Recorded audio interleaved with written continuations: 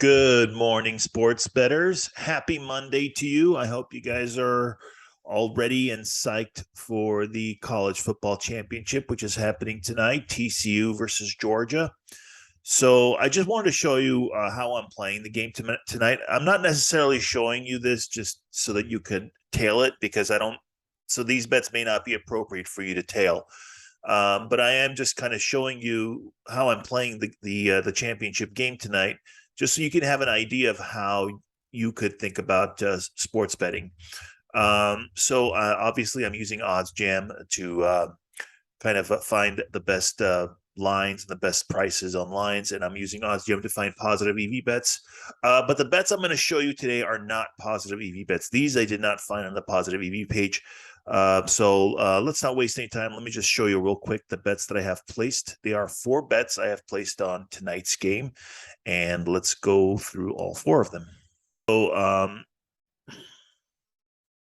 So we'll start with the bottom up. So the first 2 bets on the bottom are basically opposite of each other. So first half total points over 31.5 on BetDSI, under 31.5 on DraftKings. I've talked about this before. This is a low hold bet. And as you can see, the amounts are bigger than what I normally bet on most games. Most of my bets are in the, $20, maybe $50 range. But I went really big with these bets because this is basically a hedged bet. And as you can see on the far right, it says it's a low hold bet. And that 1.16% means it's a 1.16% loss. So no matter which side wins, I make a small loss.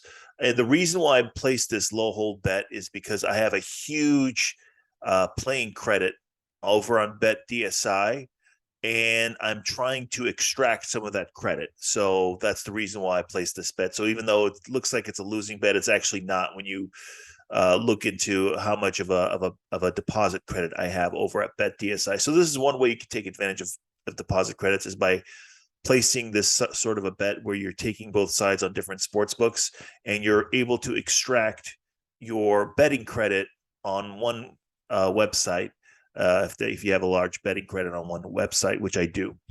The other 2 bets are odds boost bets. So I have player passing TDs Bennett under 1.5, and it's boosted to plus 219. I think the fact that it's boosted to these high odds makes it a no-brainer bet. Now, most likely Bennett will get 2 or more touchdown passes in the game. So this bet will more often than not lose. However, the price I'm getting makes it a good bet because it will win enough. If you play this game over, say, 1,000 times, it will win enough times to make this bet worthwhile. So we'll see if if Stetson Bennett doesn't have a lot of passing touchdowns tonight. Then I'll win this bet. So, and it's an odds boost bet, so I know I'm getting the right price. I may not win the bet more than 50% of the time, but I don't need to because of the odds I'm getting. And the last bet is a money line bet on Georgia. Now, most of the time people don't like to do money line bets on big favorites, and I get it. I kind of held my nose when I placed this bet, but I am getting a good price, even though it says minus 357, because it's an odds boost. I'm actually getting a really good price on Georgia here. Georgia's most likely going to win the game.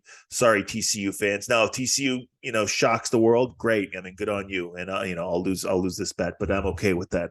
However, most likely Georgia is going to win this game. They're probably going to win it pretty easily too.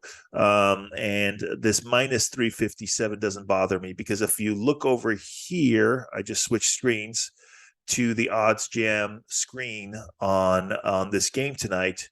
They are showing Georgia at minus 435. So I am getting a better price than the best possible price available on the market. So I know I'm getting a good deal. And it's also better than the plus 402 on TCU, which is the best price on the other side. So I'm getting minus 357. So based on that, it's a mathematical edge on my end to place this bet because it's going to win enough times to make that. If you play it over, say if you play the game like 1,000 times, it's going to win enough times to make that bet worthwhile. So that's kind of how you have to think about sports betting. You can't think of it as just a one-time game, and maybe you'll get lucky and win, or maybe you'll get unlucky and lose. You just have to think about it in the long term.